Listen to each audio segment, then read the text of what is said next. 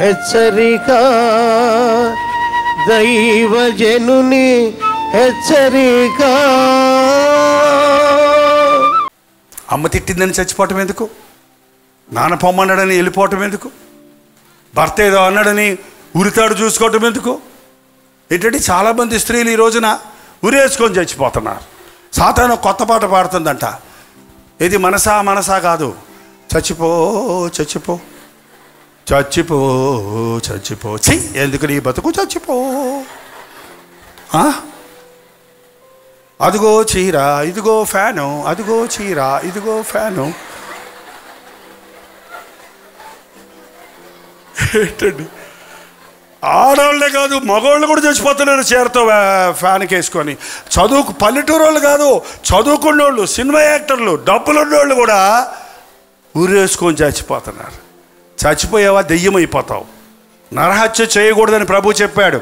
ఇతరులను చంపటం ఎంత తప్పో నిన్ను నీవు చంపుకోవటం కూడా అంతే తప్పు. మనసు బాగోలేదని, ఎవరో తిట్టారని, ఏదో కష్టం వచ్చిందని, ఏదో ఇరుకు ఇబ్బందులు కలిగాయని చావే శరణం అనుకున్నావా?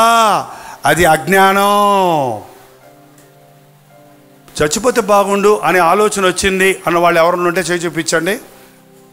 పర్వాలేదు, చేయి చూపించండి. బతికే సాధిస్తానంటున్నారా? పర్వాలా, అయితే దేవుడిని కలిగి ఉన్నారనమాట. మీరందరూ ఇంకో రకం వాళ్ళు ఉంటారు. మీరు చావరు, ఇతరులను చంపుతారు. చావు చావు చావు అని అందరినీ తిడతా ఉంటారు, కానీ మీరు చేస్తాను అనరు. ఇది దెయ్యం ఇటుపక్క తిరిగిందన్నమాట. దెయ్యం నీ నోట్లో నుంచి చావు అని ఇతరులను అన్నావంటే కూడా నీకు దెయ్యం పట్టిందని అర్థం. నేను చేస్తానంటే కూడా నిన్ను దెయ్యం ప్రేరేపిస్తుంది. నేను చావను, నేను బ్రతికి నా దేవుని కార్యాలు వివరిస్తా. ఎన్ని కష్టాలు వచ్చాయి యోబుకి. బిడ్డలందరూ చచ్చిపోయారు, ఆస్తంతా పోయింది, ఆరోగ్యం పోయింది, భార్య వచ్చి సతాయిస్తుంది. ఏమయ్యా దేవుణ్ణి దూషించి మరణం అవ్వలేదా, చావకూడదా అంటే ఏమన్నాడండి? అసలే బాధలో ఉన్నాడు ఆయన. ఒళ్ళంతా సూరియాసిస్ వచ్చేసింది, గోక్కుంటా ఉన్నాడు. బాధ, గుండెల్లో బాధ, మనసులో వేదన. ఆ సమయంలో భార్య వచ్చి నేను ఉన్నాను కదండి, నేను గోకుతానండి అంటానికి బదులు, పిల్లలు పోతే పోయారండి, ఆస్తి పోతే పోయారండి, మీకు నేను, నాకు మీరు ఉన్నారు కదా అని ఆదరించడానికి బదులు వచ్చి అంటుంది, ఇంకెందుకయ్యా నీకు ఈ భక్తి, దేవుణ్ణి దూషించి చావరాదా? అదే మనమైతేనా, చస్తానే, ముందు నిన్ను చంపి నేను చేస్తా. చచ్చేవాళ్ళు చావక పిల్లలకు కూడా విషమిచ్చి చంపుతారు ఎందుకండి ఈ రోజుల్లో? అరే కన్నబిడ్డలకు విషమిచ్చుకొని తను విషం దాగి చచ్చిపోయే తల్లులు ఉన్నారు. కన్నబిడ్డలను చంపేసి మొత్తం ఇంట్లో 10 మంది చచ్చిపోయే విషయాలు మనం వార్తల్లో వింటున్నాం. ఇది సాతాను యొక్క ప్రయోగం.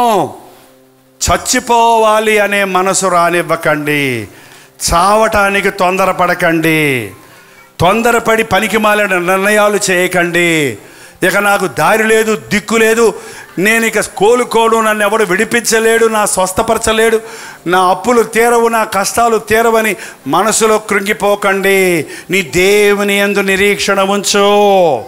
చావును గెలిచిన దేవుడు నాకున్నాడు, మరణాన్ని గెలిచిన ప్రభువు నాకున్నాడు, స్వస్థపరచు యెహోవాను నేనే అన్న దేవుడు నా దేవుడు.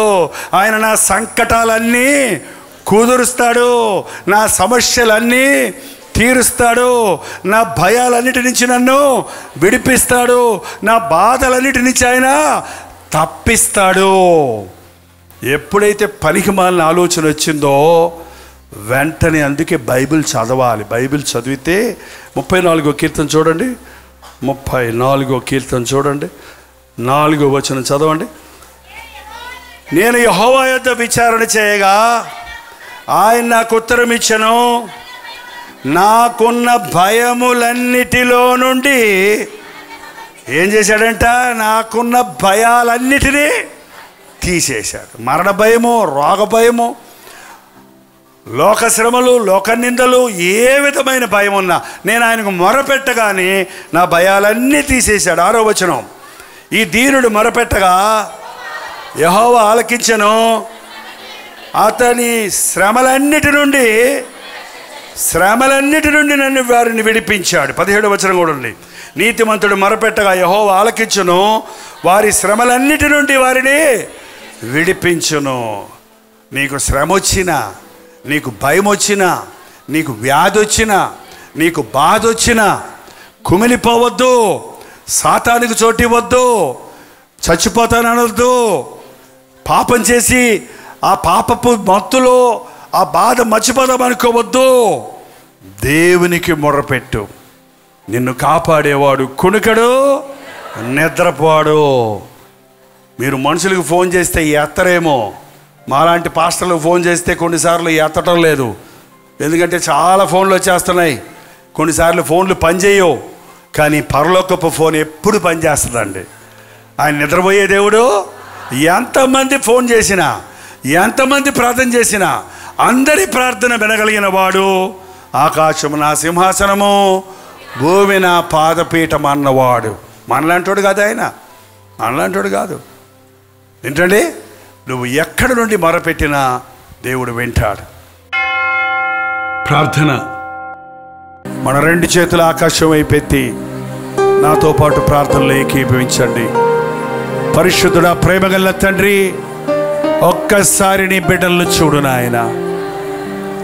ఎవరి హృదయంలో నుండి ఏ మూలుగుంటుందో, ఎవరి ప్రాణము అల్లాడుతుందో, ఈ రోజున నీ అద్భుత కార్యం మా మధ్య జరిగించు నాయన. మా మనసుకు సమాధానం దయచేయ తండ్రి, మా జీవితాలకు ఉల్లాసం దయచేయ్యా. మా పాపాన్ని క్షమించే దేవా, మా శాపాన్ని సిలువలో కొట్టివేసిన యేసు ప్రభువా, లోకంలో కష్టాలుండక తప్పవు, అవమానాలు నిందలుండక తప్పవు. ప్రతిదానికి చచ్చిపోతాననొద్దు. నేను చావను, నా యేసయ్య నన్ను బతికిస్తాడు, నా యేసయ్య నా అవసరత తీరుస్తాడు, నేను ఆయన సాక్షిగా బ్రతుకుతానని దేవునితో నిబంధన చేయి. అప్పుల బాధతో సతమతమవుతున్న వారిని ఒక్కసారి చూడయ్యా. నీవు ఆశీర్వదిస్తే అది ఎన్నటికి ఆశీర్వాదం కదా. వారి కష్టార్జితాన్ని ఆశీర్వదించి అప్పులన్నీ తీరిపోయినవని సాక్ష్యం ఇవ్వడానికి సహాయం చేయము. ఒకే ఇంటిలో ఉన్నప్పటికీ సమాధానం లేకుండా బ్రతుకుతున్నారు. అతి విరిగిన కుటుంబాలను నాజరుడైన యేసుక్రీస్తు నామములో తిరిగి కడుతున్నాము నాయనా. ఒకరినొకరు క్షమించుకొని, ప్రేమించుకొని, సమాధానపడి వారి కుటుంబాలు కట్టుకున్నట్లుగా పరిశుద్ధాత్మ కార్యాలు జరిగించుము తండ్రి. క్రీస్తు నామములో అడుగుచున్నాము తండ్రి. మన తండ్రి అయిన దేవుని యొక్క ప్రేమయు, కుమారుడైన క్రీస్తు యొక్క కృపయు, ఆదరణకర్త అయిన పరిశుద్ధాత్మ యొక్క సహవాసమును కూడి వచ్చిన మనందరికీ ఇప్పుడును సదాకాలమును తోడై ఉండునుగాక. ఆమేన్, ఆమేన్, ఆమేన్. హల్లెలూయా. విజయవాడ పరిసర ప్రాంతాల్లో ఉన్న వారికి శుభవార్త. ఈ నెల జనవరి 15వ తారీఖున యానివర్సరీ మీటింగ్ హాజరైన వారందరిని బట్టి ప్రభువును స్తుతిస్తున్నాను. ఆ రోజు అనేకులు ప్రార్థన కోరి ఉన్నారు, వారి కొరకు ప్రార్థన చేయలేకపోయాం. అందును బట్టి ఈ నెల 22వ తారీఖున విజయవాడలో ఒక ఆల్ నైట్ ప్రేయర్ను ఏర్పాటు చేస్తున్నాం. సాయంత్రం 6 గంటలకు ప్రారంభించి ఎంతసేపు ప్రార్థించగలమో విడుదల పొందే వరకు దేవుని సన్నిధిలో ప్రార్థించడానికి సిద్ధపడుతున్నాం.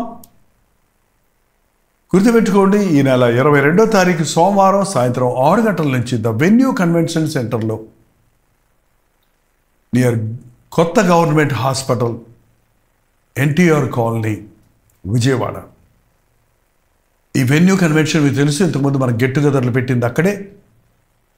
మిమ్మల్ని వ్యక్తిగతంగా చూడాలని, మీకోసం ప్రార్థన చేయాలని, ముఖ్యంగా గడ్డు సమస్యలతో ఇంకా కొత్త సంవత్సరంలో ప్రారంభించి కూడా విడుదల లేని వారి కొరకు విజ్ఞాపన చేయాలని, మీరు ప్రభుత్వం పోరాడి పరిపూర్ణమైన దీవెనలతో ఈ నూతన సంవత్సరంలో ముందుకు సాగాలని, నిరుద్యోగ సమస్యలు జయించినట్లుగా, మూయబడిన గర్భములు తెరవబడినట్లుగా, మూఢనమ్మకాల నుండి విడుదల పొందినట్లుగా, పరిశుద్ధాత్మని కార్యములు జరుగునట్లుగా, విఫలతల నుండి విడిపించబడి, అడిక్షన్స్ నుంచి స్వస్థపరచబడి, దురాత్మశక్తుల ప్రభావం నుండి విడిపించబడినట్లుగా ఈ విధము చేతను ఉపవాసం వల్ల ప్రార్థన వల్ల ఇది సాధ్యం అన్నాడు కనుక ఈ ప్రత్యేకమైన ఆన్లైన్ ఉపవాస ప్రార్థనలో మీరు కూడా పాల్గొని దేవుడితో పోరాడండి. గొప్ప విజయాలు చూద్దాం, పరిశుద్ధాత్మని కుమ్మరింపుడు చూద్దాం. మీతో కలిసి ప్రార్థించడానికి, విజ్ఞాపన చేయడానికి నేను కూడా మా టీంతో వస్తున్నాను. మీరు ఈ ప్రార్థనలో హాజరవ్వండి. విజయవాడ పరిసర ప్రాంతాల్లో ఉన్న వారందరూ కూడా ఈ విషయాలు ఇంకా మీకు వివరాలు కావాలంటే నా 8939393939 అనే నెంబర్కి మీరు వాట్సాప్ పెట్టండి, లేదా 8144123456 అనే నెంబర్కి మీరు కాల్ చేయొచ్చు, లేక వాట్సాప్ పెట్టవచ్చు. గుర్తుపెట్టుకోండి, ఈ నెల 22వ తారీఖు ఒక విడుదల రోజుగా ప్రత్యేకమైన ఆన్లైన్ ప్రేయర్లు ఏర్పాటు చేస్తున్నాం. రండి, దీవించబడండి, ఆశీర్వదించబడండి.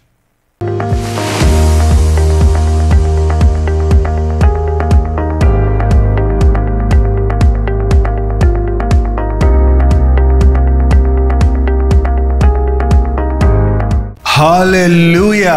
పాండిచ్చేరి పరిసర ప్రాంతాల్లో ఉన్న వారికి శుభవార్త. ప్రార్థనాపూర్వకంగా పాండిచ్చేరిలో 1 డే గెట్ టుగెదర్ను ప్రభుత్వమైతే జనవరి 26వ తారీఖు ఏర్పాటు చేస్తున్నాం.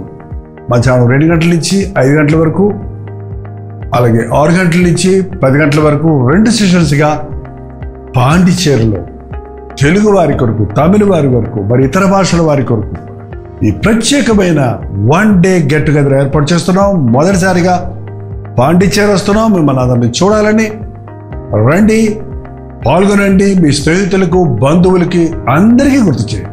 జ్ఞాపకం ఉంచుకోండి, చిరునామా గమనించండి.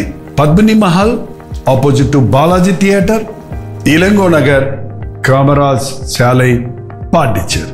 ఈ విషయమై మీకు ఇంకా వివరాలు కావాలంటే కింద ఇవ్వబడినటువంటి నెంబర్కి వాట్సాప్ పెట్టండి, లేదా 8939393939 నెంబర్కి మీరు కాల్ చేయండి.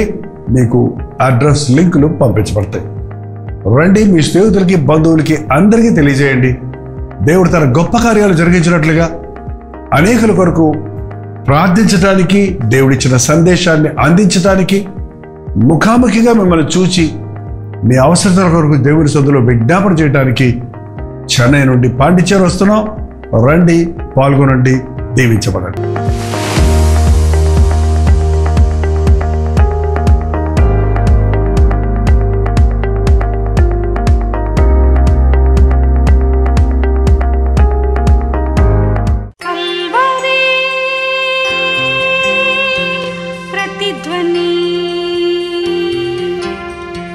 కల్వరి ప్రతిధ్వని